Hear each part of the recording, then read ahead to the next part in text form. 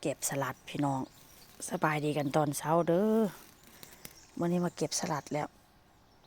ที่เก็บสลัดไปเฮ็ดอันนั้นไปเฮ็ดสลัดกินเฮ็ดสลัดใส่ปลาทูน่ามาเก็บสลัดเห็นบ่หางลุ่มนะมีแนวกินได้หันได้ตัดแล้วก็จิไปล้างแช่น้ำล้างแล้วก็จิแช่น้ำเกลือน้ำส้ม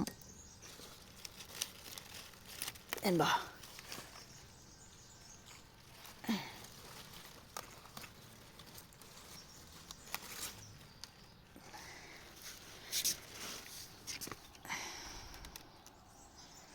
ไปห่อเมียงปลาก็คือสิแซ่บเมียงปลาเมียงกุ้งพี่น้องนี่ก็เป็นกินแล้วได้นี่ได้เป็นกินแล้วโอ้ยจับน้อยเดียวก็หักแล้วได้จับน้อยเดียวก็ได้อ่อนขนาด